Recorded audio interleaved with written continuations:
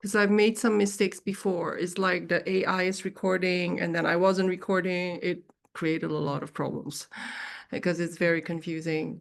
So thank you for being here on time. I still have to get used to basically all the technology and everything. I want to make sure that nothing goes wrong. But yeah, as you know, my mind works in a specific way, and if I study something new, there's so much happening in my brain that I cannot, like, it's like this obsession that I have to put it on paper. Otherwise, I literally keep thinking about it, and that, that's not good for my rest. So this is why when Kabbalah came into my life and it really everything clicked, I was like, wow, would be amazing to actually create an overview of how it actually mirrors even what Dr. Joe Dispenza is teaching, what Lester Levinson and David Hawkins were teaching, but also what Abraham Hicks is teaching. And so from that perspective, you're going to have a really interesting, beautiful, like, synthesis, as I always do. So tonight's specific topic will be about relationships. When we went to the workshop in Paris, a lot of the people were single, because I don't know why, but David asked people to raise their hands when they were single. There were 330 people, and I think most of the hands went up. I think it were like little pockets where people's hands were not up. And so I will give some examples of the questions that were asked, and I will give you the tools to actually answer the questions yourself, because, this is not rocket science. This is literally, if you learn how to actually apply the tools, then you should be able to apply them yourself. So basically, Kabbalah talks about, our soul purpose and our soul mission of being here on earth, and relationships have a very specific role. And so basically all the struggles we have are actually showing us the things that we need to work on. So actually we need to be grateful for them. And the more pain, the more struggle, the more suffering, the more stuck we are, the more that we can see, oh, actually in that area, we need to pay closer attention. The other thing that Kabbalah is really big on, and we know this already, but it actually really talks about victim consciousness. And even if we feel wronged, and there are some very interesting concepts in Kabbalah that will open your eyes and maybe even open your heart, and maybe even allow you to make this step to actually get out of victim consciousness. Because the thing is when we look at it from a personality level, there's so much resentment and so much like justification of why we'd want to be, let's say, resentful or not forgive. Whereas if you look at it from the soul level, something might shift for you, and definitely it did for me. And I feel like, this teaching of Kabbalah has literally, accelerated my my understanding that I don't want to be stuck in victim consciousness in many reincarnations. So the other thing that, because we're talking about relationships, Kabbalah really makes us face our beliefs, our true beliefs about all these topics that are difficult in our lives.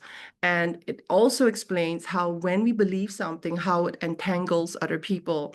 Well, those of you, we already knew this, but really it is so refreshing to hear that the ancients, like the people that were writing books even before we had paper, even before we had,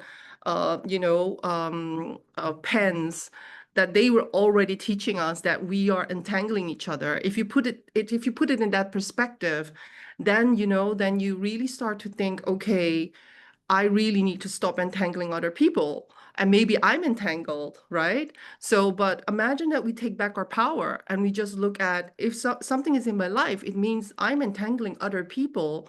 And if I can be the common denominator and stop it in my own life. So again, we're going to talk about the 1% versus the 99%, because that to me was such a big empowering concept to work with, because the 1%, there's so little power in the 1%. And most of us, we are so in the trance, in the 1%, that we are almost resistant to go to the 99%. So it's very important that we recognize when we're in the 1% so that we can shift very swiftly to the 99%. And so if you don't understand what I'm talking about, please watch part 1 of this presentation, and then you will understand it a bit more. And specifically in the workshop in Paris, actually, David talked a bit about making the creator your boyfriend and being unavailable, because even wearing a t-shirt saying the creator is my boyfriend, I'm unavailable. And those of you who know Abraham Hicks, you probably know this already, that Abraham Hicks has, when I heard it, it felt so outrageous that I should not really care about my partner. I should not really be, let's say, rely on my partner. And it was all about my alignment. But actually right now, when you look at the science and really the energetics around it, it really starts to make sense that anything else would actually really hold us back and create a lot of difficulties in relationships. So the good news is that according to Kabbalah, when you hear this, I want you to really go in and see how it feels for you. Imagine that instead of feeling unworthy, you actually hear a teaching and it says that you are worthy, and the creator or God or the divine or the universe actually wants you to have everything. And that everything is including love, is including soulmate, and it's including companionship or whatever it is that you want, including abundance and success. And so the creator or the divine is not seen as something punishing. It is seen as something pure and unconditionally giving. It's a giving force. And it is the source, the origination, the endless source, the beginning of light, love, abundance, and joy. And so we were created as vessels or receivers to receive that light and through that light to experience love, light, abundance, joy, pleasure, success, but also the ability to have to earn it. And why? Because without the ability to earn it, we would manifest immediately and we wouldn't have fulfillment. So if you study some of the Kabbalah books, they start with parables. They start with stories of how fulfilling would it be if you would come to Earth and you would say, wouldn't it be amazing if I could just win all the Olympic medals, or I just want to be the most successful entrepreneur in the world, and it would just happen like this. Because literally, because it would be so simple, because we're so infinite, there would be no fulfillment.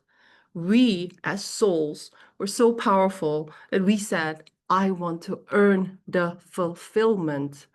And so this earning fulfillment is a very important concept in Kabbalah. And if we start to have a healthy relationship with earning fulfillment, then we start to maybe step back from resenting how difficult and how challenging sometimes these tests are. If you start to have a healthy relationship with, wow, in reality, I'm a very infinite being. And how fulfilling would my life be if I could just fall asleep and everything would be manifested, and I take a nap and everything I manifested was in front of me? And literally, it was like, it would be for an infinite soul, it would be boredom, right? And so this wanting to earn the fulfillment is a very important concept in Kabbalah. And it really made me less, less resistant towards the challenging tests in my own life and in our humanity's life. Because you can see that when we look into the world, it is a bit of a mess. And sometimes, especially me, and I have a lot of Enneagram 1, so I actually care about the world and I'm very judgmental. I'm very focused on injustice and all of that. It really, really allowed me to see that actually maybe all of us and it felt really true, that maybe all of us chose this. All of us chose this, this struggle or these tests that we have to go through because we wanted to earn fulfillment. So I want you to really keep that in mind the next time that something comes into your life and it is challenging and it is like, why is this happening to me? No, it is happening for you. It is happening for us. And I will explain later why that is so important. So the creator wants us to have everything. We are one with the creator. We wanted to earn fulfillment. And so when we know that these things even already exist, then we learn that our desires are sacred. So everything that you desire is not an ego desire. It's not because you're selfish. It's not because you're delusional. It's not because you've been programmed by these rom-com movies or Disney, soulmate, narratives. It's actually all the things that you're desiring. They're coming from they're coming from an inbuilt flame in your soul. And the most beautiful thing that I love about Kabbalah is that it says the sacred desire exists because its fulfillment is already real, meaning the fulfillment. So this sacred desire is already existing and being lived out in another timeline, another box, as Dr. Joe would say. That timeline already exists. We're already living that timeline of abundance, of being with our soulmate, of being healed, and maybe living our life purpose fully.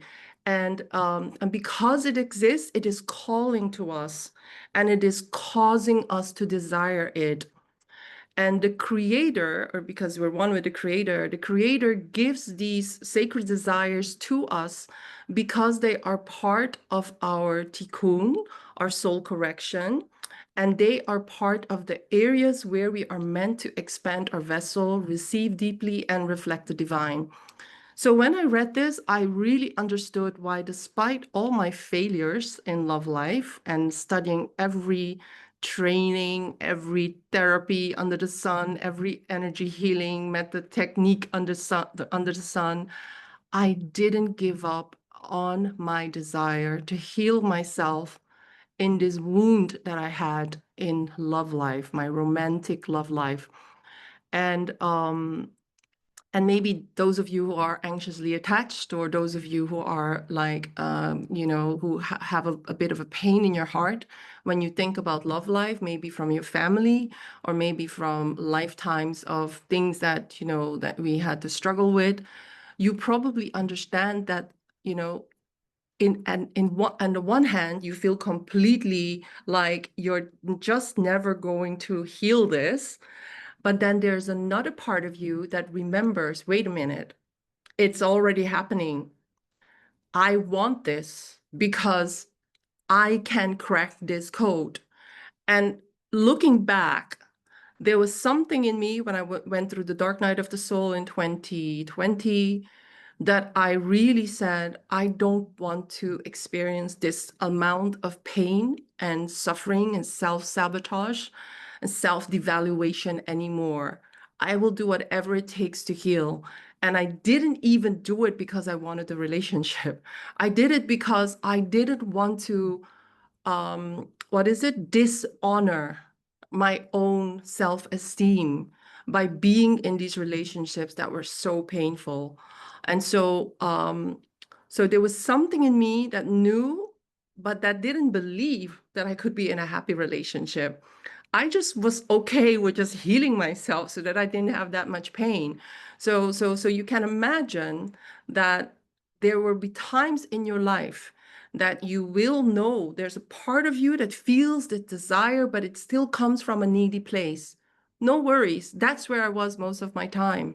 And for you, it might be a desire for healing. It might be a desire to build a specific business, or it might be a desire to be free in a certain way, or maybe it is about starting a family or meeting your soulmate, partner. But know that just because you don't believe it, it doesn't mean that it is not real. So if you are driven to actually really do the work on it, it is because it is real. So it's this paradox of the 1% of us not believing in it and actually being super scared that that we are just like somehow failing. And the other part of us, the part of us that is already living it, calling us. And I would like you to, as if we were in a constellation, if you're in a constellation, you would stand in a room. And I would like you to realize, what are you facing? Are you facing the 1%? Or are you going to turn around and face the 99%? Because this is really where you're going to feel the sacred desire and the purpose of the sacred desire, and that it was maybe part of your gift that you are going to give. Yeah. I really wanted to spend a lot of time here because a lot of people, when they are going through these challenges, they almost give up on their sacred desire. They start to think, and I see that in a lot of people, that they start to distract themselves. They start to make excuses. They start to say, oh, but I don't really want that anyways. Yeah. And actually, um, then they start to, what is it? They start to, instead of, let's say they wanted in love and it didn't work out, then they start to not believe in the 99% of that actually what they want is already real. And then what do? They start to, what is it? Entangle animals. They entangle pets with this type of love. And actually, David spoke about it in the workshop, but I won't tell you about it until we have we have that part.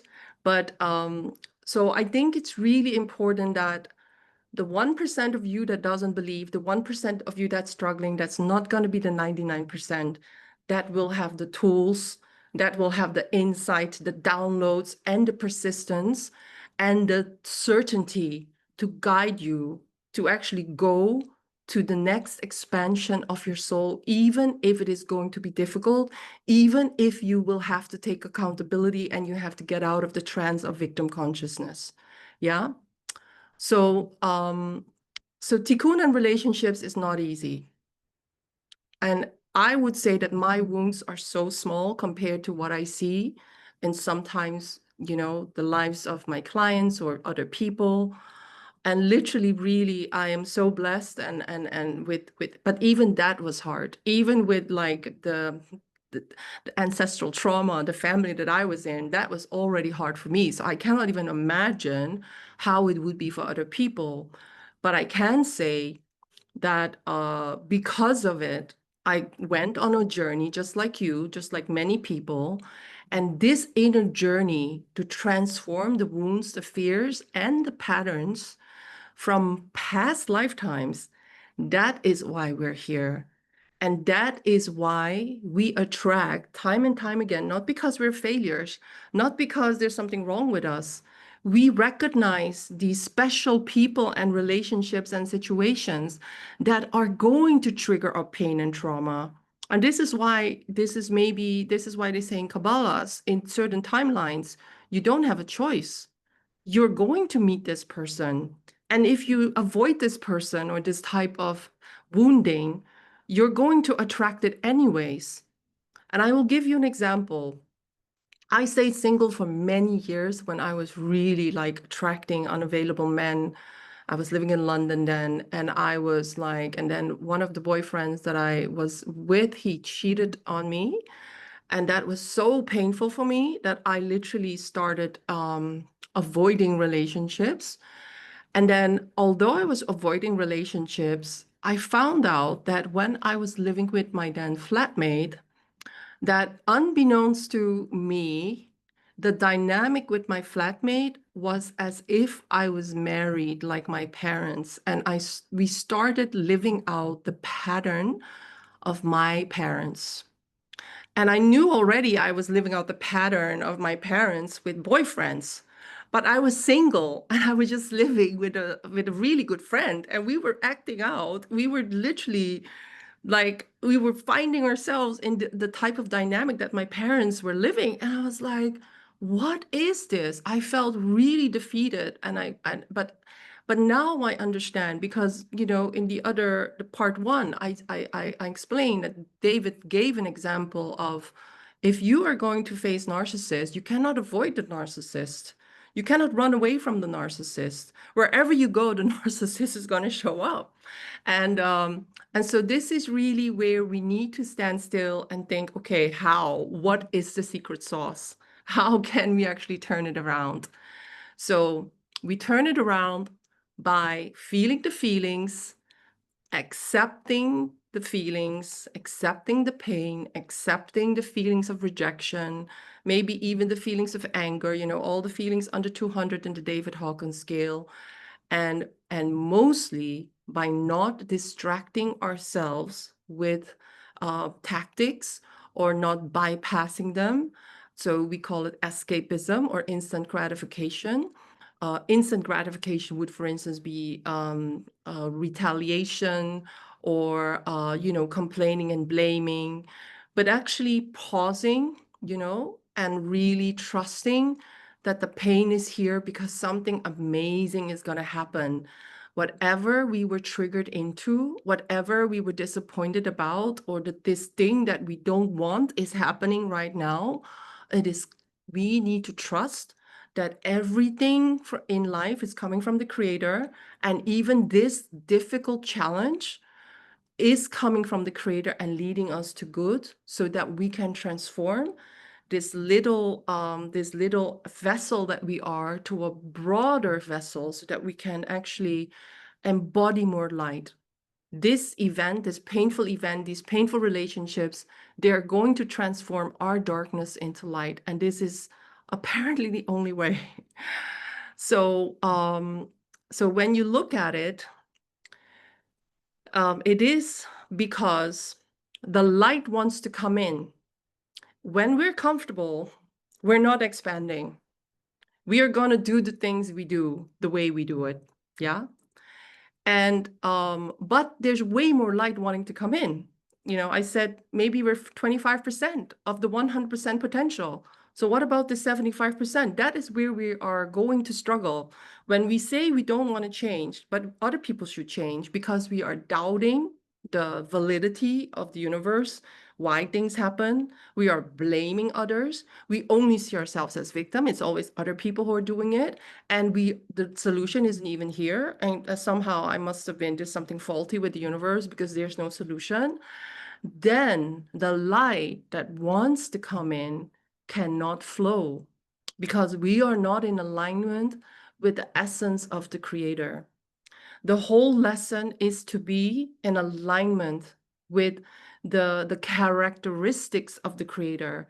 And the creator is a creator. It's not a victim. The creator creates. The creator accepts. The creator turns around difficulties.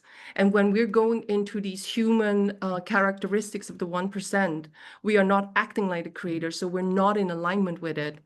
So when we do these things that all of us do all the time, I even had a moment yesterday when I was or 2 days ago, that I thought, wow, this is something coming in for me to really be transformed. And I really felt my energy being triggered like crazy. Even I went into victimhood and I went into wanting to retaliate and I went into lack. All of us are here on the same journey, but when we do it, how quickly can we jump back? How quickly can we bounce back? It's exactly what Dr. Joe says. You are triggered, but how long are you going to stay in it? Yeah. And so when we go into these states, we disconnect from the 99% realm, the realm of miracles. And the 99% realm is the promise, the infinite spiritual reality where everything that we want is already there, but it is in a higher timeline, in a higher consciousness timeline. When we stay the same person, responding to the old situations the same way we've done in all these multiple past lifetimes, then we are literally blocking the light. Yeah.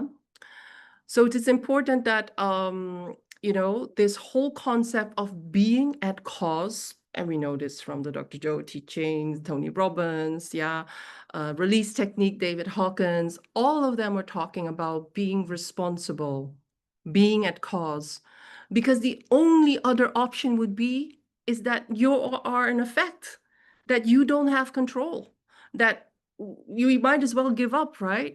Just give me the gun and shoot myself right now, if that would be the case, because that would be such a bleak way of looking at the world. But understand that we are always at cause. And when we are at cause, we choose certainty beyond logic, even in uncertainty. And a lot of our lives are now in uncertainty, specifically these aspects of our lives where we are going to have to expand. And certainty beyond logic is a whole separate subject in itself. And I want to create a series of slides about that because I really want to dive deep.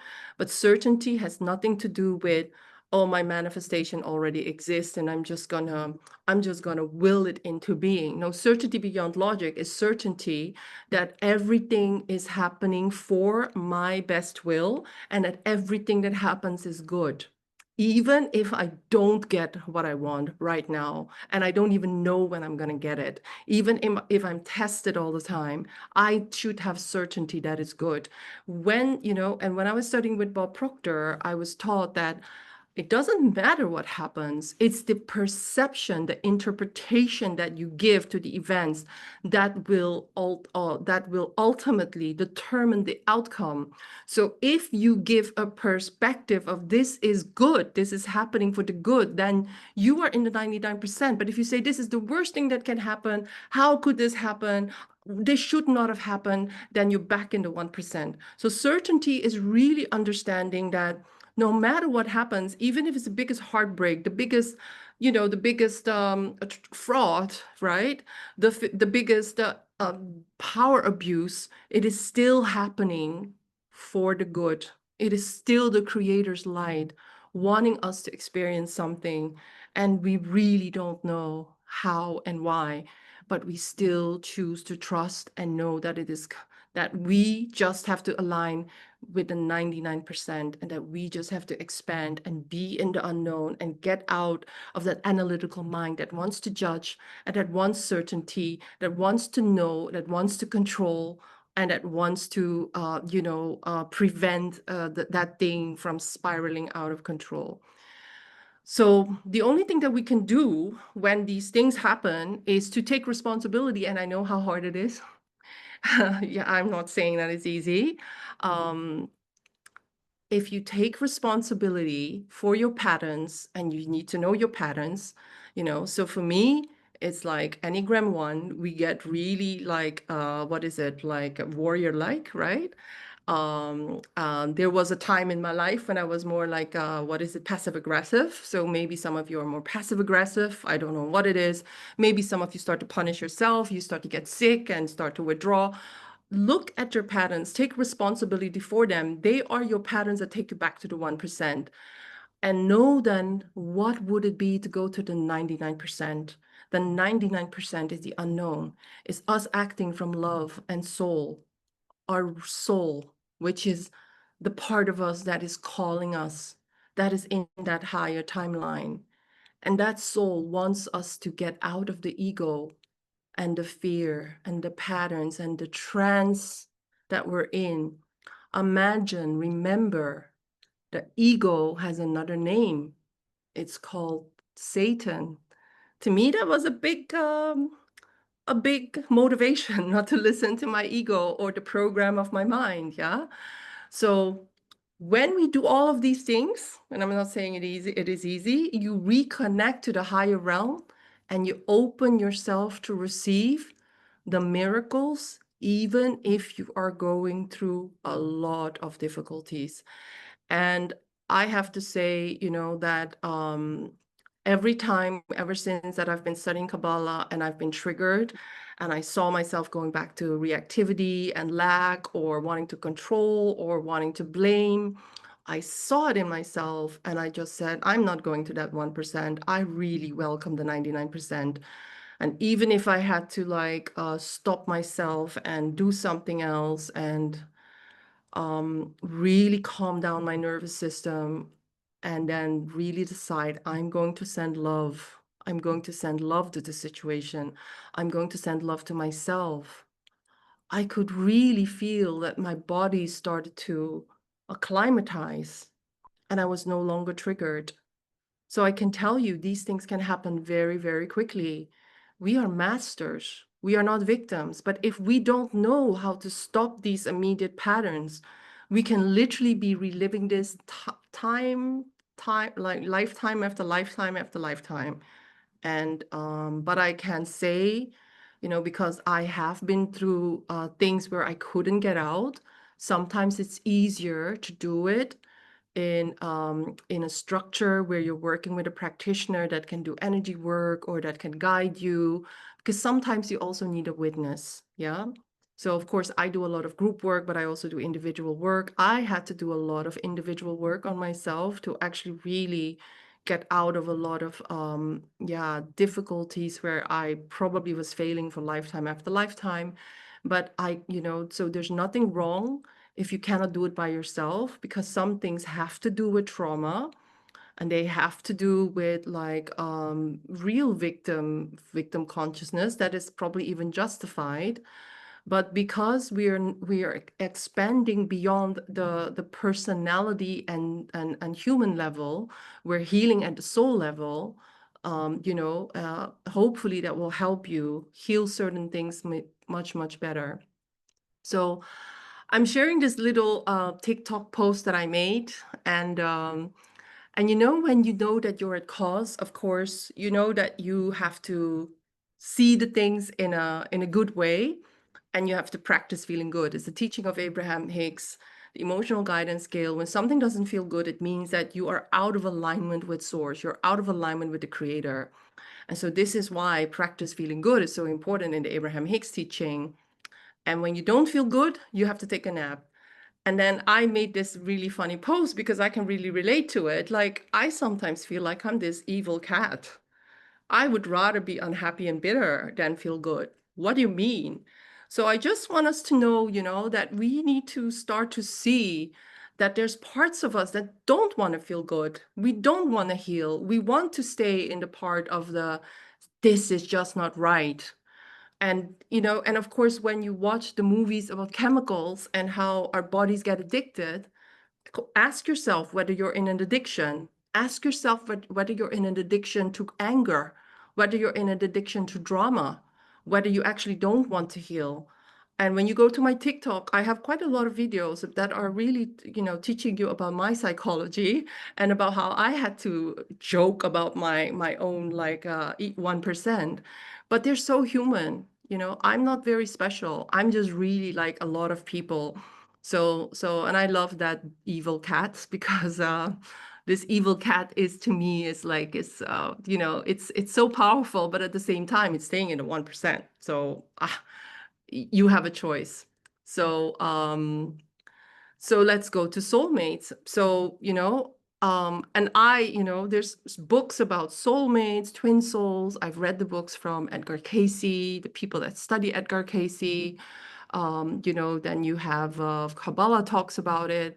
I don't know a lot about soulmates and how our souls basically get divided. But according to Kabbalah, your soulmate is not one person. It's actually our task, our assignment to reunite with our soul. But there are souls that are split in many parts, and there are business soulmates. You have children, friends, neighbors, teachers. You also have romantic soulmates. And then, and the soulmate is very important. Soulmate is not a person, because David, in some of his videos, said, and I want to take you to the appreciation game that, I told you about, the anecdote that Al and we were teaching an appreciation game month about relationships. And there were a lot of people there literally at the stage of divorce and hating their husbands. And because we were mainly then teaching Dr. Joe, Abraham Hicks, and David Hawkins, people were taking responsibility and just appreciating their husbands. And they were literally writing books of book of positive aspects. That was the homework that we gave them every day. And this is what happened, and this is what David explained. When you become aligned with your soul, This person, which is your husband, that didn't act like a soulmate, the soulmate soul can come into this husband. That is what we saw in the appreciation game. And we didn't know this, but Kabbalah teaches about appreciation. Abraham Hicks teaches about appreciation. So Elle and I, when we realized that just recently, our minds were, of course, frazzled. We were like, my goodness, this is why we saw all these weird things happen in our game, because people were changing. And it wasn't just that person that was in our game, the people around them started changing. Why? Because they were doing what they had to do, what they didn't do for many lifetimes. And it was just because they were in an accountability game with us, and they were sick and tired of knowing it all and not doing it. So if you now know what your soulmate is. Your soulmate is something that can come in a person near you or in your vicinity if you reunite with your soul, with yourself, your own soul. There's beautiful, beautiful confrontational videos of David saying, a lot of people ask, when will they meet their soulmate? And then I love how he says, let me flip this around. Have you met your soul? Would you date you? Dr. Joe says the same, right? So I think a lot of us are still like, when we're in that victim consciousness, it's so easy to blame the person standing here, this husband, this boyfriend, and to think, I'm doing everything I can except being aligned with my soul. I'm doing everything I can in the 1% that I can. Why don't you change? And then, of course, it doesn't work. And then you go to the next relationship, and then the soulmate is not in you. You aren't even aligned with your soul. So how can it come into this other person? And then this is why we have so much pain and suffering in the world. But I want you to think about, if you do the work, the soulmate soul will come into the right person. And I can tell you that the people that were in our appreciation game, when they fell in love again with their husbands, because these husbands started changing in front of them, and we're talking about marriages where people were like bickering every day, and the husband wanted to leave them, and they already were like going for divorce. And we literally had all these testimonials of people changing their marriage within like 4 weeks, 2 weeks. So, I mean, this is why I'm so obsessed about Kabbalah, is that the things that we saw before I studied Kabbalah, they're now explained by Kabbalah. Yeah. This is why I'm so like passionate about this subject. Yeah. So the soulmate is not somebody you find. You don't find them through effort, desperation, blaming, trying to change a person. You attract them by becoming the vessel yourself, ready to receive your soul in you. And then you attract it in whoever is the most willing and appropriate vessel to receive the soulmate imprint in them. So we do that by radiating love, wholeness, and certainty. And this looks so easy, but it's not.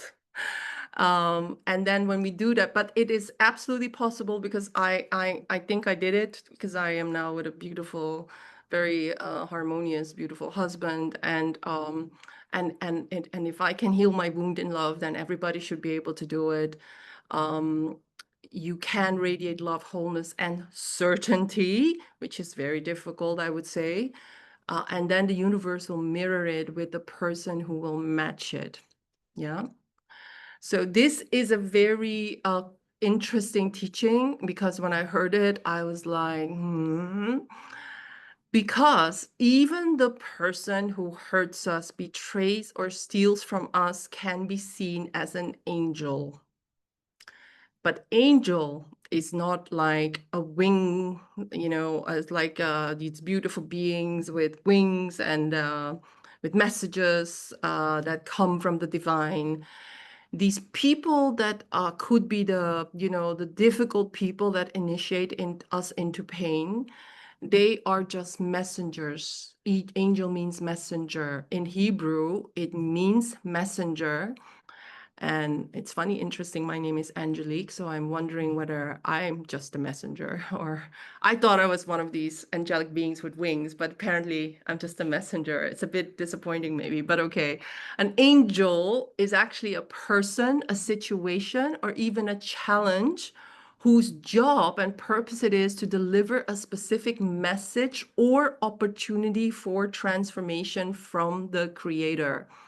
And that messenger role, so the person who betrayed you, the person who stole your money, the person who was a super narcissist, doesn't mean that they did the right thing. It just means they are used. They are used by the light to trigger your growth. So they're helping you. So when I heard that, I have to say, it took me a few months to actually digest this. Yeah. So, but I think I know it now. I think I can accept it and digest it now. So, so because Kabbalah says that in every challenge there's light, of course, the law of duality, the bigger the emotional reaction something provokes in us, the more potential light it holds for us. If we do the spiritual work instead of just reacting, which is just responding in the old way, which is 1% ego type of responding. And this is why, the big Kabbalists, the big sages, they were looking forward to these big emotional reactions. And I still am not sure. I still have to do a lot of releasing, maybe, to actually accept these things coming to me. But if they do come because I cannot stop them, I will just focus, train yourself to focus on the amazing amount of transformation that can happen. Yeah. And so people who wrong us, and I could tell it's quite a lot of people in the world that wrong a lot of people, right?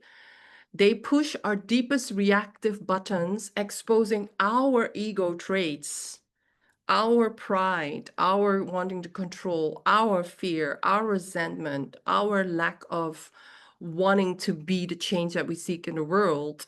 And everything, they are exposing the ego traits in us that keep us disconnected from the light. And they do it again and again and again until we say, I don't want to watch this movie anymore. Yeah. So, and I hope, just like I do it for myself, I don't want to watch these movies 20 times. If I'm triggered and I know the pattern, I'm going to say, okay, thank you, creator. Thank you, angel. I want to watch another movie. So let me be curious about this other movie. So hopefully this is inspiring you. Hopefully this is going to give you so many tools that you think, yeah, yeah, yeah, right? So the mirror principle and the 99% is very important because other people's behavior is showing us something in ourselves that we need to see, that we can see, or something that we need to strengthen. So for instance, if someone betrays us, it might mirror our own self-betrayal, meaning ignoring our intuition, not listening to our little voice, not setting boundaries, or testing our ability to trust the light instead of wanting to control people. So in my life, anxiously attached, that was my old me. I was always feeling rejected. But what was that mirroring in me? Me rejecting my own inner child, me rejecting my 99%, me rejecting my own ability to be at cause. Yeah. So if somebody disrespects us, fill in the blanks. What is it mirroring in you? What is this mirror image telling me about how I am treating myself? Yeah. So maybe write down for yourself the things that are really, really triggering you. It could be abuse of power. It could be people who are never, always, tricking you with words or with appointments or with work or money, or it could be family members, or it could be, big institutions. See what it is triggering in you. There's so much shadow work that we have to do in this. And shadow work isn't easy. When I do the big group workshops with shadow work, it is not easy. it sometimes takes maybe like 45 minutes before we actually have resolved, the energy of the shadow. But how worth is it? It has so much worth to transform the shadow in ourselves. The mirror is not showing us the shadow in the world. It is showing us the shadow in ourselves. And it's so easy to say, mirror, you should change. Mirror image, you change. No, it can't, because we are living in a reflective world. The world, the world of the 1% is showing us our consciousness. So Abraham said this, and I didn't like this quote. I seriously didn't like it, but I understood it. And this is why I did so much work on myself. Is although much as you would like to give the blame to somebody else for what has happened, it is your lack of appreciation for self that is responsible for areas of lack in your experience, whether it is love, whether it's not being well paid, whether it's not being respected, whether it's not being seen, not validated, not, not being given the right treatment, whatever it is. There is not one negative thing that is happening for any other reason than you are not appreciating yourself. And this was my download. We had to test the appreciation to the fullest with participants in an accountability game. And we have so much proof now of course, also because Kabbalah has a lot of teachings about appreciation, and appreciation is not just appreciation. It is a very, very important tool. And most importantly, regarding ourselves, how much are we honoring ourselves? And how much are we using the world to fill up any gaps in our appreciation of ourselves? Yeah. So Kabbalah talks a lot about friction is needed. And I don't like this, of course, but without the friction, there would be no growth. I can see that. I can absolutely see that if I didn't have all these problems, I would not have spent all this money. I would not have been obsessed about studying books, studying all these teachings, going to the retreats, training myself, leading workshops, creating PowerPoints and whatnot. And literally the friction was the fuel for my growth. And I know a lot of you here, the friction is probably the fuel for your growth. So basically what we need to learn is the things that make us triggered, they are forcing us to actually train ourselves to restrict the pattern of instant gratification of what we want to do in the moment. We actually have to stop that. We have to refrain ourselves from that. And the restriction in the face of something that triggers us is the fastest way to reveal massive light. So the more quick you can handle yourself in this moment of negativity, in your emotions and in your default pattern, the more opportunity there is to step into the zone of miracles. And you need the teaching of the certainty. You need the teaching of the tikkun. You need the teaching of these people are angels. These people are here to help you. You need the mirror principle. You need all these teachings in the back of your mind, to know that it is not serving you to go back to the 1%. It is going to keep you stuck. And you don't want to be like me. When I was doing some of the theta healing sessions, I learned that some of the things that I was going for, I had never learned those lessons in lifetimes before. And that's why I was struggling so much. Yeah. So it's important to know that when it is the hardest, it is the most worth it, because this is why you came. This is why you agreed to do it again, because you thought, I am going to crack this code. Yeah. So the free will is very important, and it's about the choice that we make when we are triggered.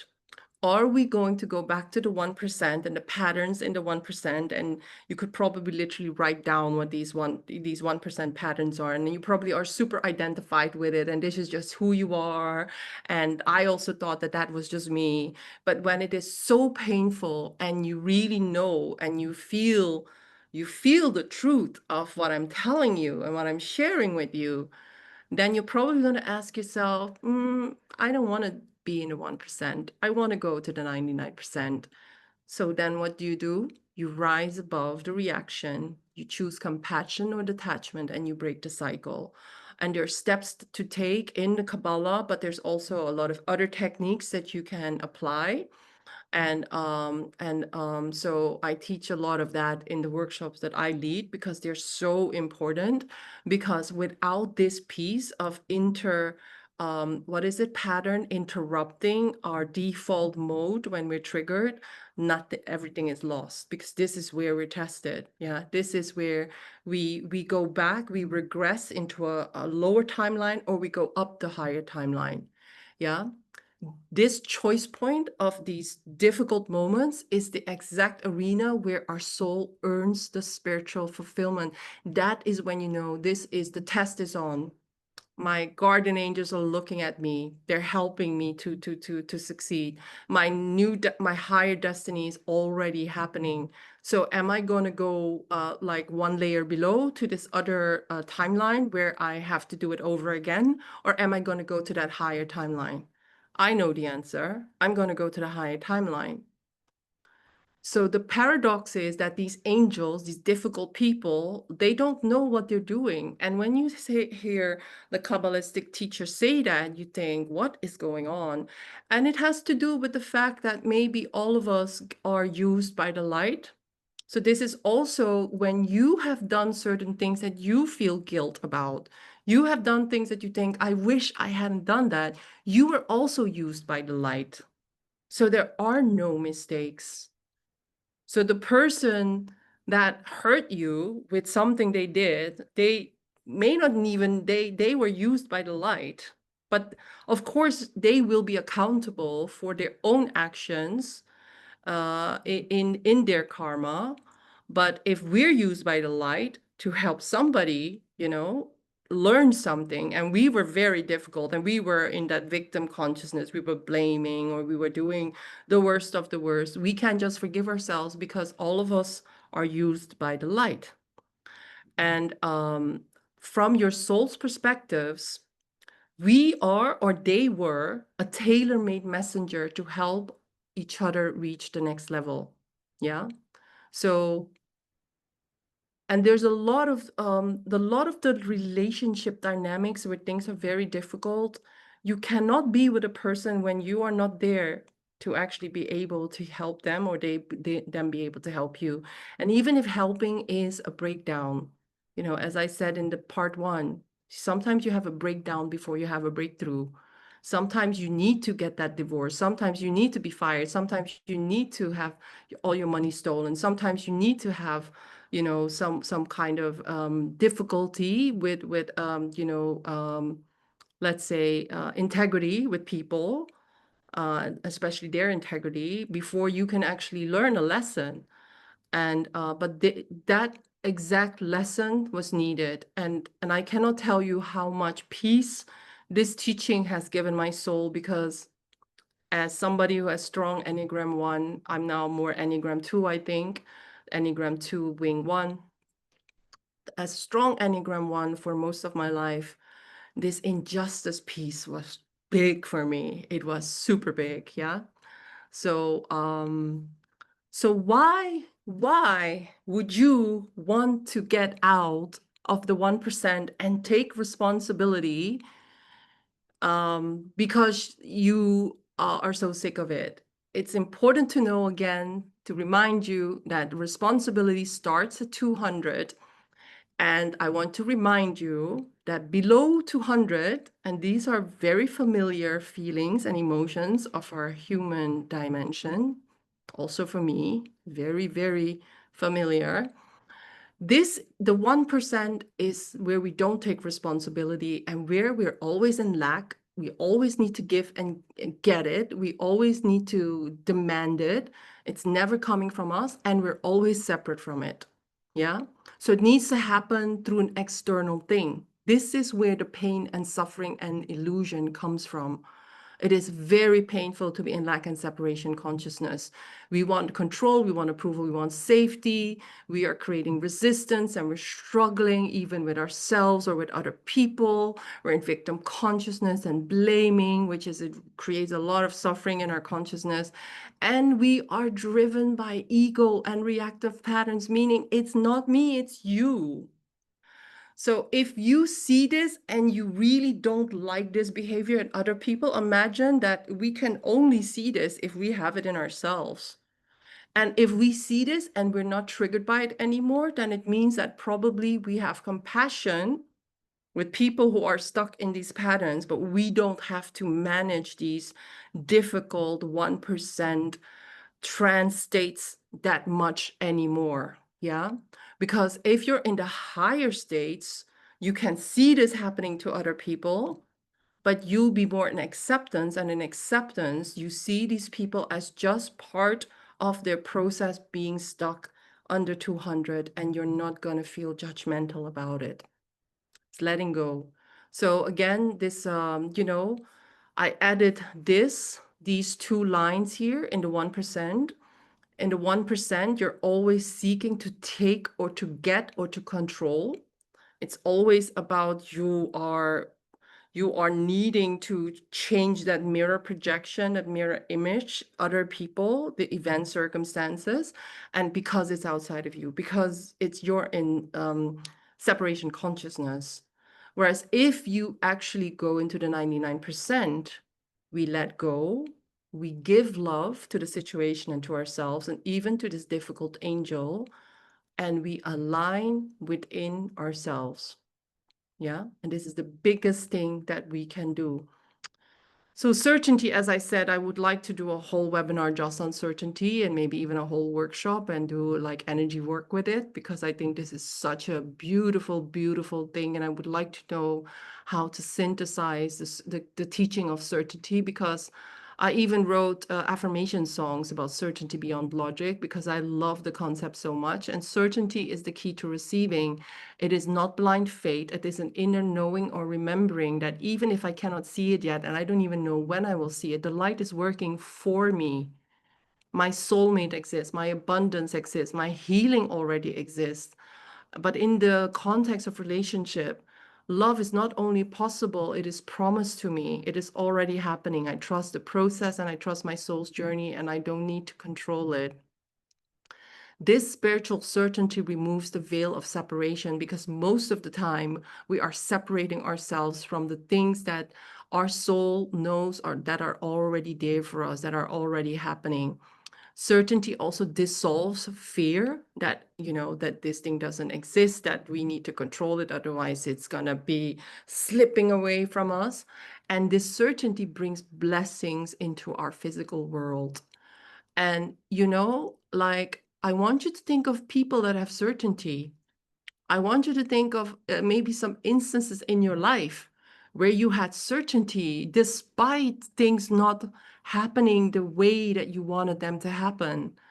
And I can tell you, when I was going through my dark night of the soul, there was a time that after a certain amount of, maybe I think 4 months of healing and deep, deep pain and deep grief, I started to go into this zone of miracles, and I started to go and feel certainty, because suddenly I wasn't that a wounded child anymore that wanted my partner or my ex-boyfriend back.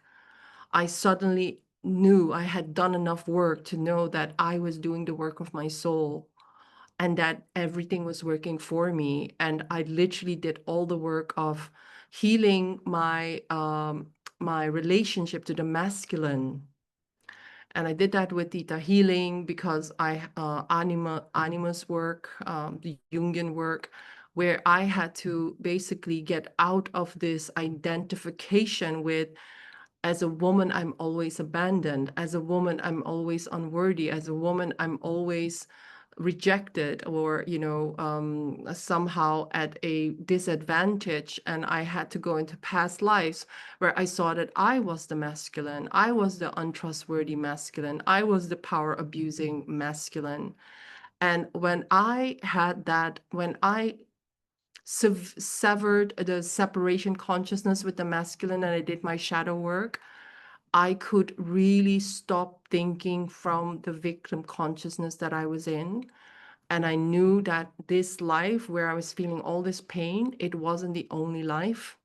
I had multiple lives. It will never end. And I could literally just allow myself to be in certainty and to let go of demanding that things would happen in a certain way. And so this is my personal reflection on how I feel certainty worked for me in very difficult times.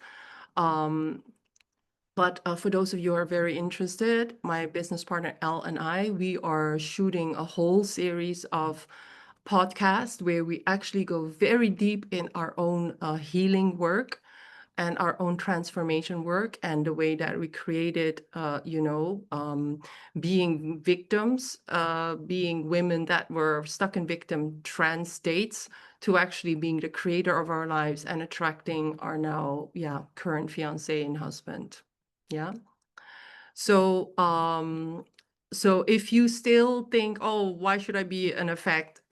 Being an effect is very powerless. It means you are controlled by external circumstances. So you are not in your own center. You you could be the most wealthy person, the most spiritual person, the most studied person, the most celebrated person, but anything happens and boom, you're out of center, right? Do you really want that? I wouldn't say so. I don't think so.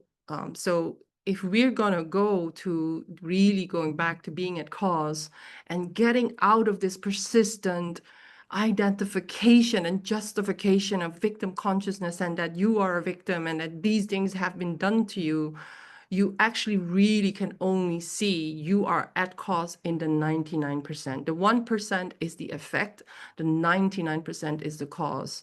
And I will be doing slides next week about the 99% and really understanding being at cause at a much higher level.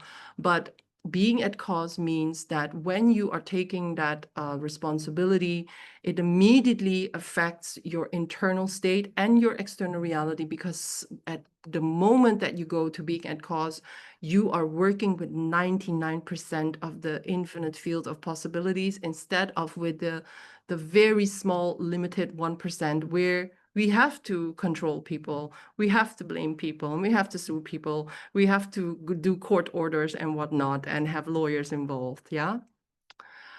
So if you don't know what being an effect is and what being a victim is, those of you who are studying with us, 7 Toxic Ways of Thinking, that is always when we are being an effect and when we're not thinking.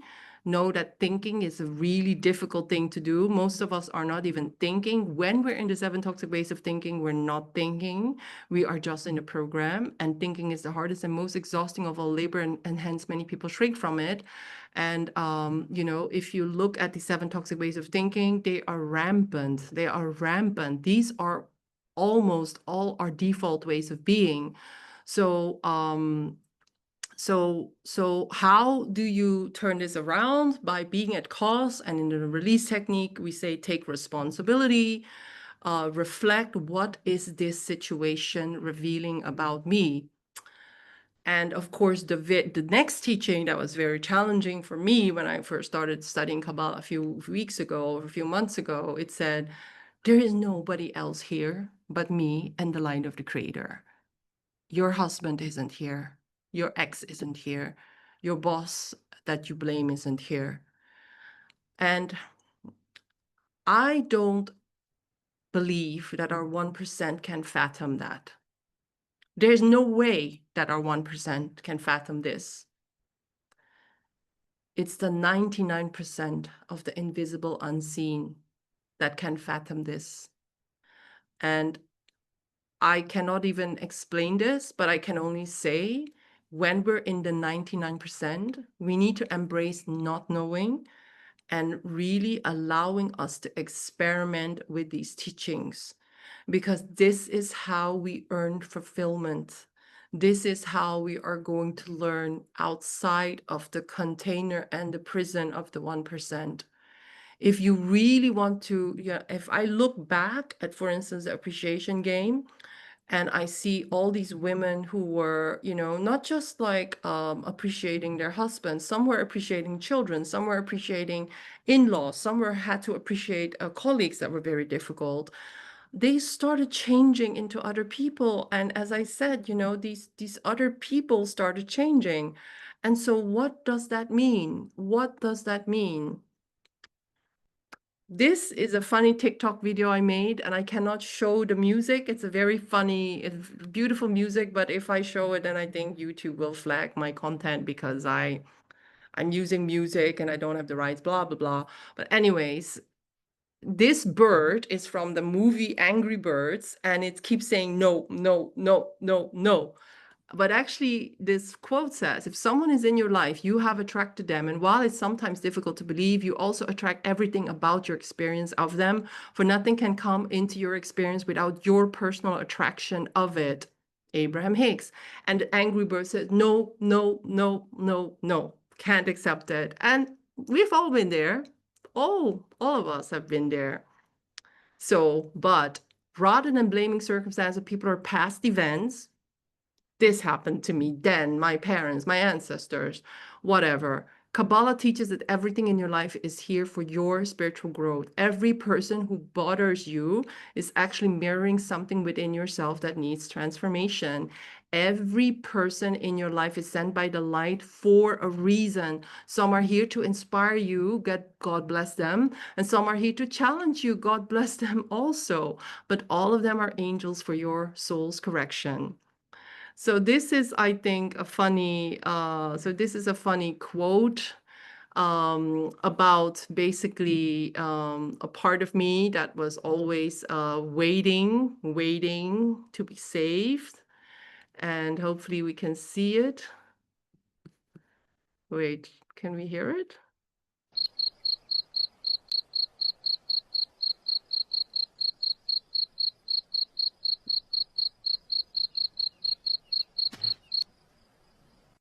I think it's so funny.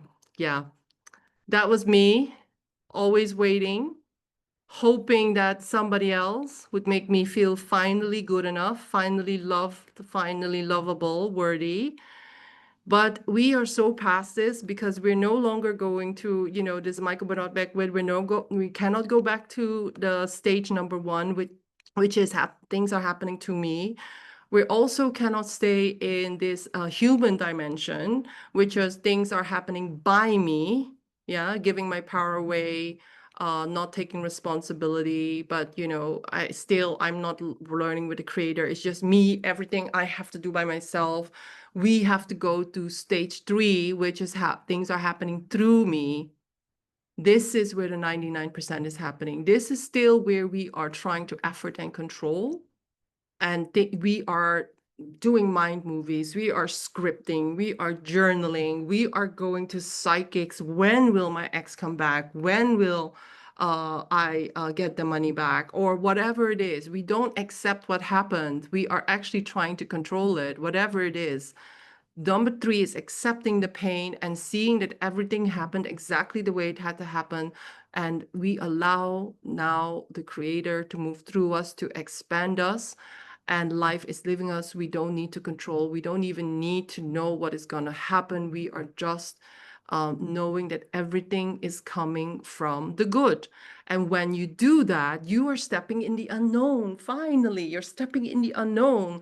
And the unknown is prosperity and unity consciousness. We are no longer separating things that we don't like from the creator's consciousness. We say everything is the creator's consciousness, and everything is here to make me more abundant. And so David Hawkins calls above 200, yeah, above responsibility, he calls it integrity. Everything else is falsehood. And it is also the dimension of strength and flow. And this is where the miracles happen. And this is where we become magnetic.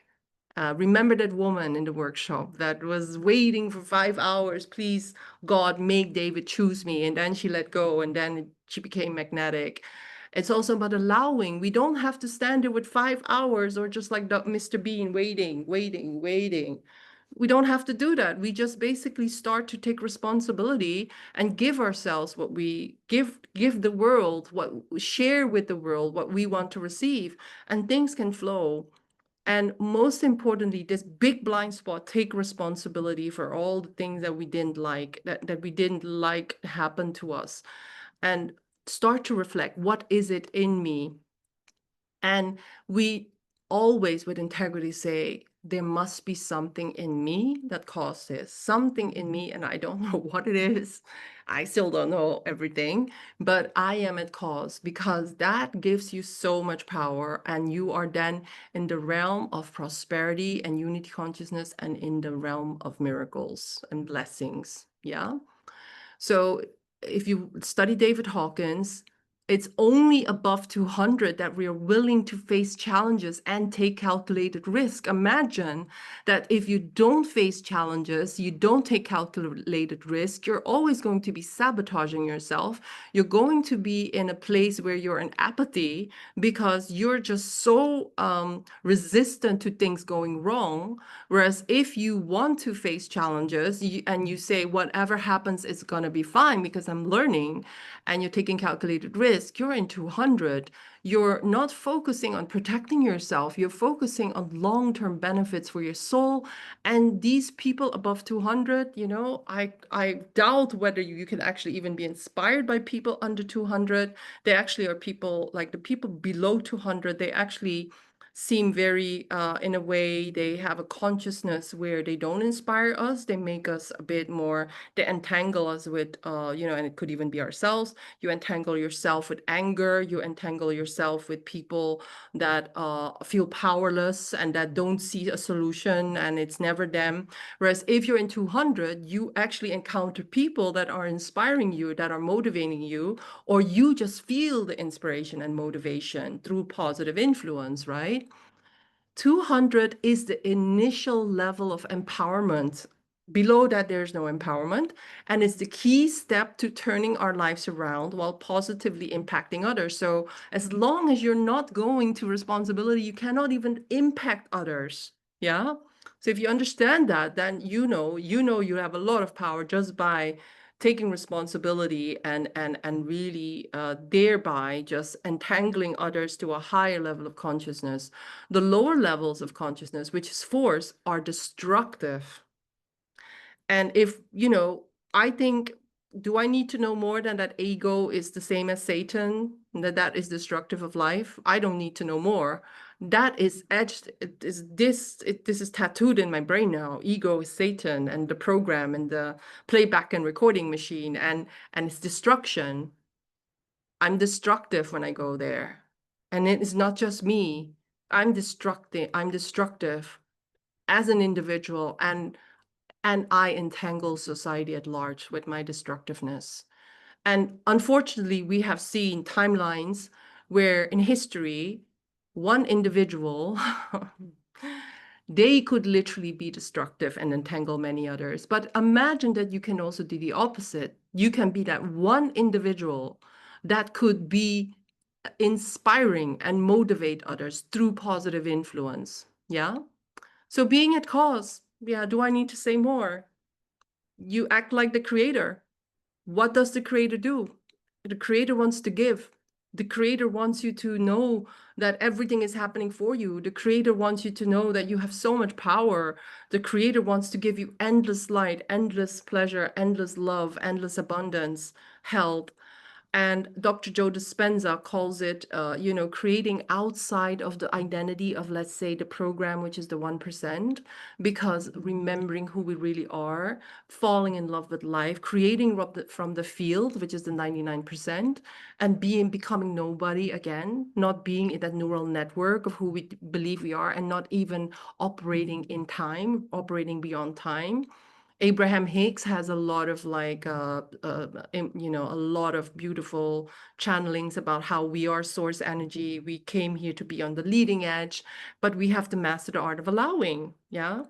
Lester Levinson is always talking about take responsibility, be a boss, have the mastery of self, correct your thinking. And it's always pointing back to us. Science of Getting Rich is talking about the formless substance, that when we form things in our thought and we interact with the formless substance, which is the 99%, it causes things to be created in the 1%. And so so this is why I think, we can't really, there's no actually a hack to get out of being at cause. I really I wanted to give so much attention to being at cause because Elle and I, we were discussing, like, how is it possible that people know so much and we knew so much for many years? We were studying, spending so much money in therapy and whatnot, and retreats and workshops and books, podcasts, and we were still in victim consciousness, maybe because we haven't studied being at cause and what the price it is to not be at cause, the absolute destructive price of not being at cause. Yeah. So Kabbalah also says that happiness is an effect of being the cause. So we could turn it around. We could say unhappiness is an effect of being a victim. Unhappiness is an effect of refusing to being the cause. Yeah. And they talk about the movie. We are the authors of our own movie. We are the producer, the director, and we are the actors. It's mind-blowing, right? Why would I do that to myself? Oh yeah, remember, I was an independent creator and I wanted to experience fulfillment. The only way that I could do it was through contrast. The only way that I could do it was by forgetting. The only way that I could do it was by earning it when there was friction and challenge and drama. Yeah. So universal law, according to Kabbalah, says nothing has been done to us. We are not being forced. We are not suffering. We are not punished. We are here because we chose it. Nothing is happening to us that we couldn't solve. We are choosing our own path. So it doesn't matter how big the challenge is that you have in front of you, whether it is a big organization, a big systemic thing, or this big thing where you think, no, I cannot believe that I, in my own person, my own one person can affect this big thing. But I would say, why don't you just try it? Why don't you see for yourself? Not out of control, but out of curiosity. I know that Dr. Joe, when he taught the Change the Box teaching, I watched it many times because I really wanted to imprint myself that I could imagine that my consciousness could change so much that the problem that I had in my life would no longer be there. If we see ourselves as the authors of our own movie, could you imagine that that new movie, that new soul that is ready to be, to meet us in our expansion, could we imagine that all these so-called perpetrators, institutions, and villains, could we imagine a movie where they no longer exist or that they start to wake up as well? This shadow work, I realize it's difficult because we need to get out of this script that it is dangerous to trust the shadow. It is dangerous and it's life-threatening to do our shadow work because we need to be always cautious because we could be killed. In the release technique, they talk about the main programs, and every program is about us somehow doing something, and if we don't do it or we do it, we get killed. We are so afraid of death. We are so afraid of taking risks, but our soul is not afraid. The we that is afraid is the 1%. That larger part of you, the 99%, is not afraid, is not even afraid of death. So if you can rewrite the movie, could you then do the shadow work and allow the shadow to be you and allow you to be also the perpetrator in the movie? And this is the power of constellation work. In the constellation work, When we do that, you can be the perpetrator, you can be the ego, you can be the narcissist and whatever it is, and that is how you free yourself. To actually realize that we are the authors of our movie. We are the producers, we are the directors, we are the actors. And this is not easy because our body, and I know this, goes into a lot of resistance. And this is why, in the next presentations, I will talk about how we work with all these different triggers in our body so that you can actually digest this somatically and in your nervous system so that you can actually raise your vibration. So when we are at cause and we understand Kabbalah, we have to accept we are never a victim. There are no accidents. What is ours must come to us, even if it's something that is going to expand us in a very difficult way. What is not ours will never stay with us. And we have exactly the circumstances we need. So the universal law is that the creator cannot force us into a situation we cannot handle. So in the workshop, there were a few examples of people doing workshopping with David. So they ask questions. So I will not tell you exactly what happened because I know that David is probably going to sell that workshop. But I think you know enough now to be able to do your own thinking about what David might have said, right? So somebody was talking about arguing with their loved one all the time, and they really loved each other. And the way that David does it, he asks them questions so that that person or you, it could be you're arguing with a boss or, with your loved ones.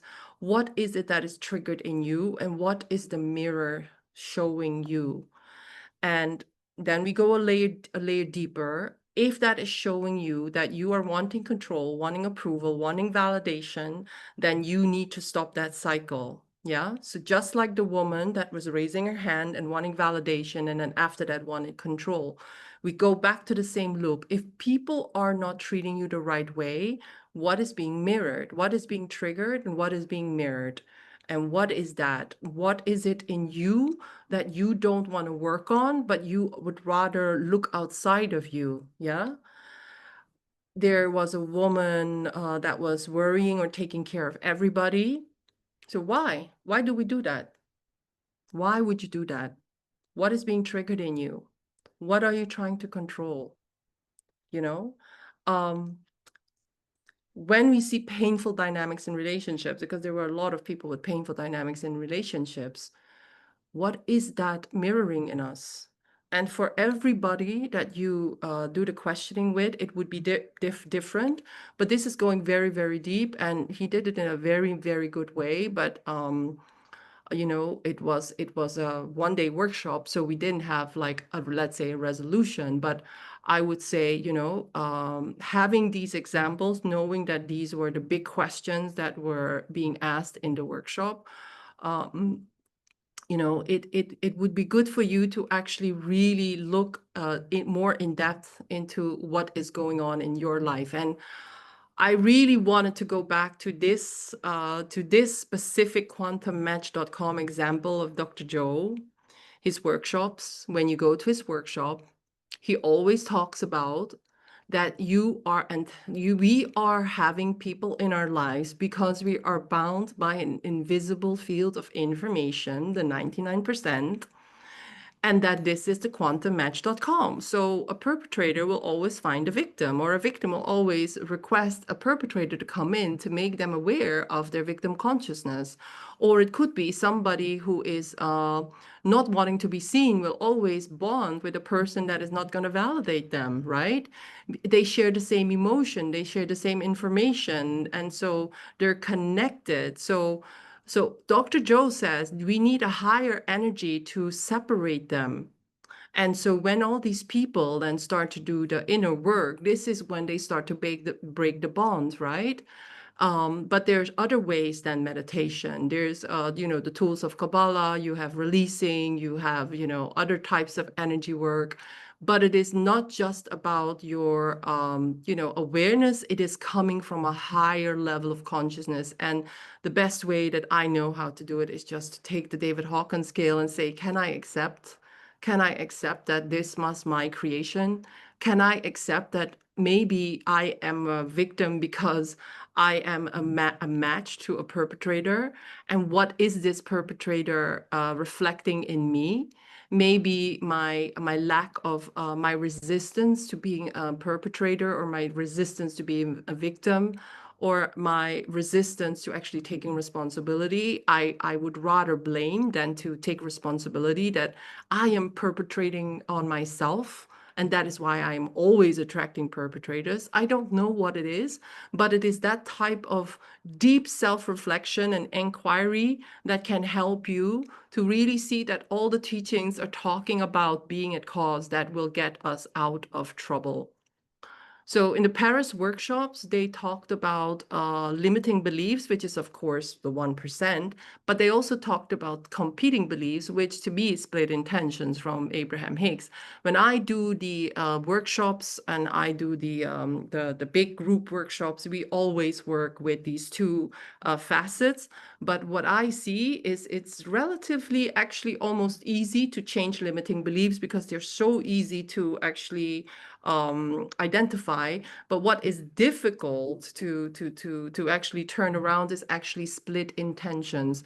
Because when we look at split intentions, we're looking at a big part of the person that really thinks it's not safe to actually transcend this split intention.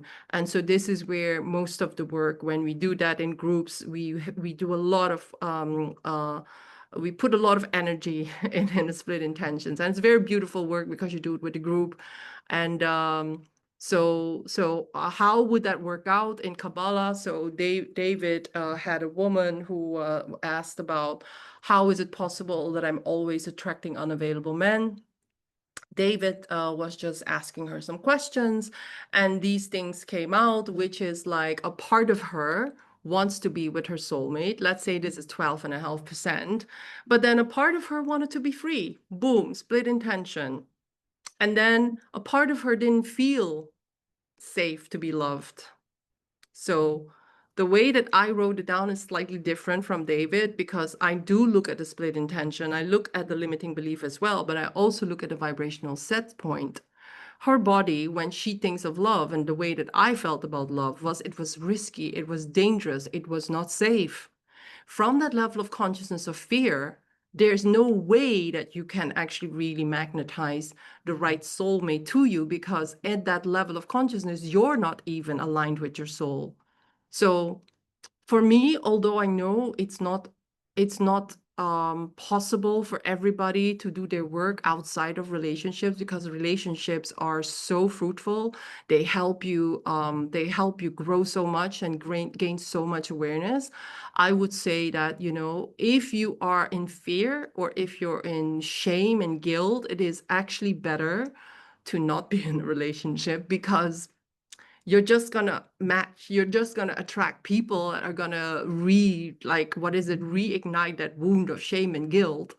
And if you really have that sacred desire, and you know that you want this soulmate relationship, whether it's with your business partnership or with your love life or with your friend circle, whatever it is, you need to look at your split intentions. You need to look at all those parts of you that are canceling out this conscious desire of, I want this goal, whatever it is.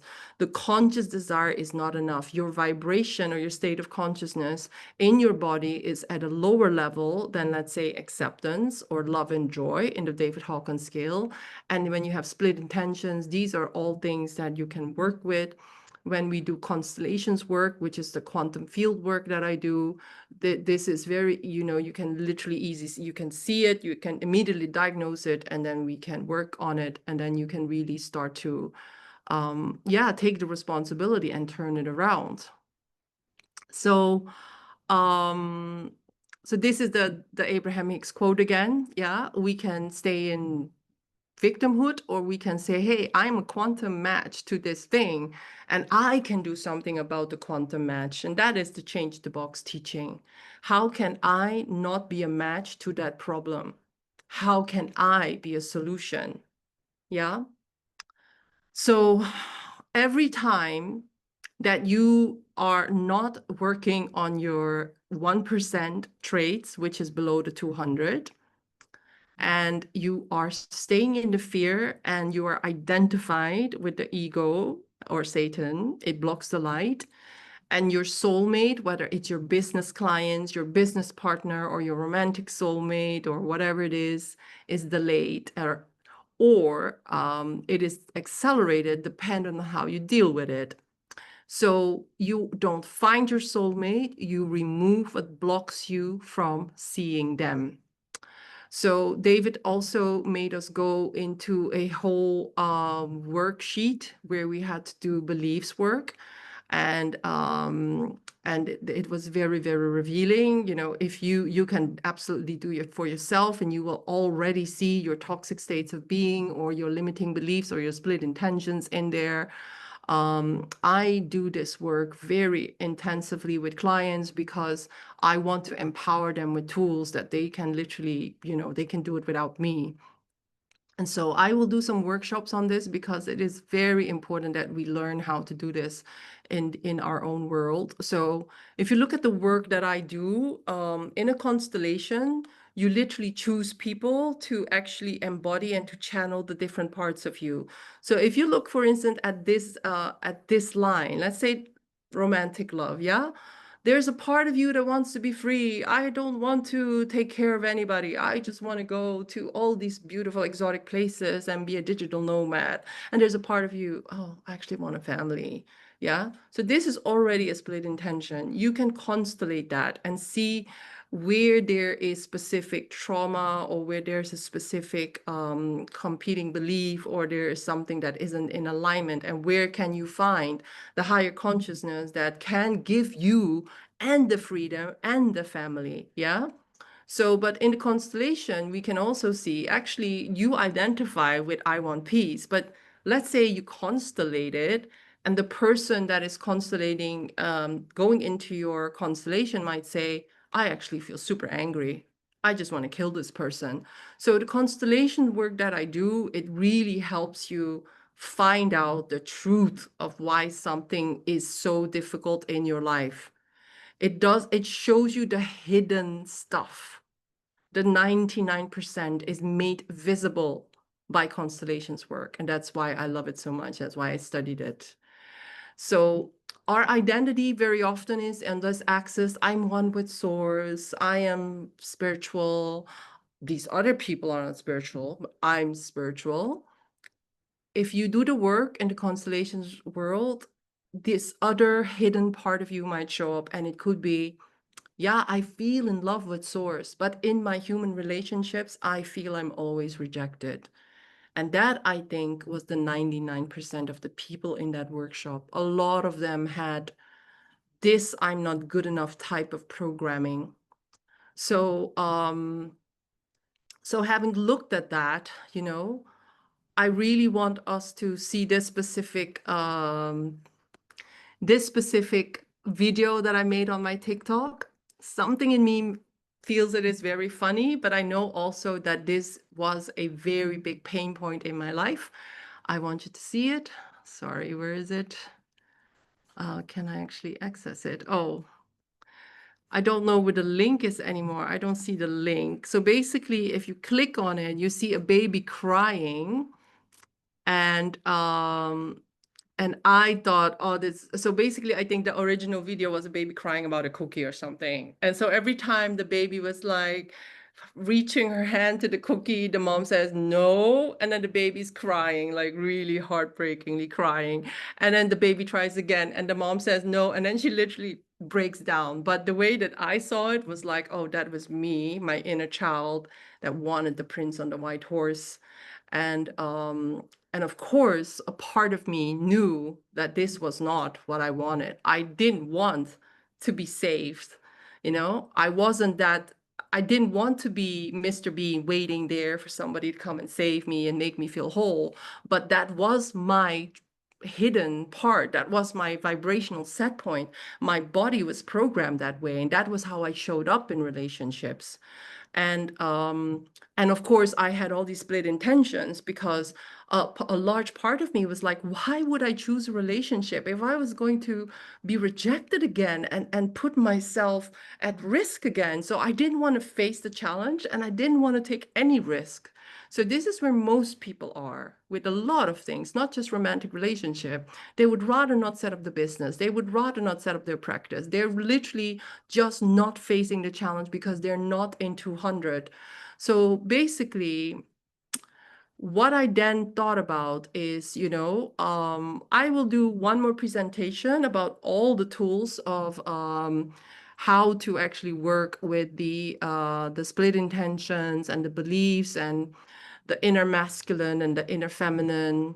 So that is actually, I will also talk about the Dr. Joe stuff and about what is going on with your inner masculine, because I studied a lot of the Jungian work. I obsessively read about the Jungian work.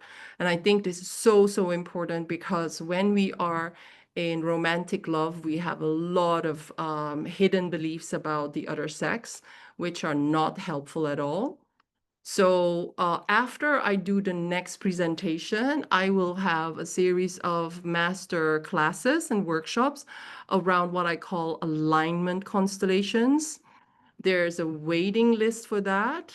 And I forgot what the link is. I think it's alignmentconstellations.scoreapp.com, but I will post it on my YouTube video. You can find it there.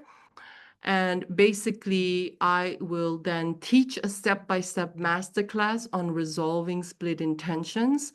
And if you want to join that free masterclass, join the waiting list, because I think, as I said, you actually really, you think that you want peace, you think that you are one with source, but there's parts of you that are feeling rejected. There's parts of you that have split intentions. There's parts of you that still haven't forgiven. And all these things are just blocking you. They're blocking you from alignment. They're blocking you from going to, that 99%.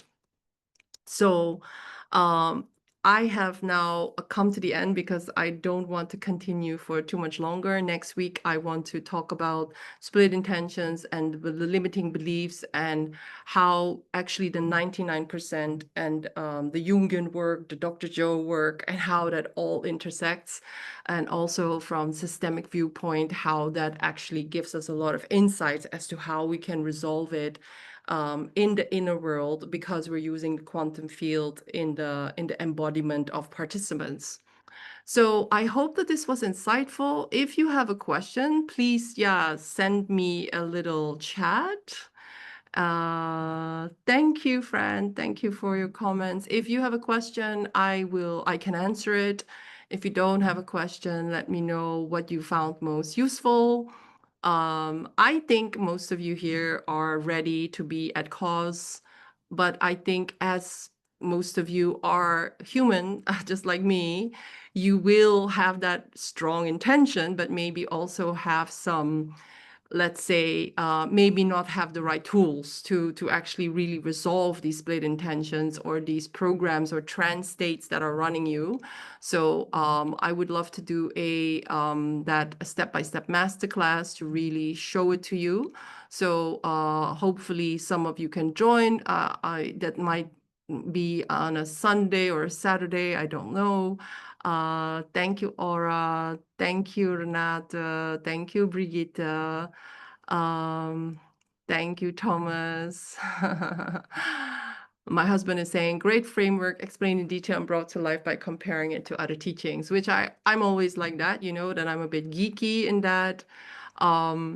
I don't see questions, and it's maybe because this is, yeah, I really actually want to make presentations so that you can answer questions yourself. I don't want to confuse people. So hopefully, but if you have questions, please send them to me. I know in my meetup groups, I had quite a lot of questions, so I actually need to go through them and see what the questions were.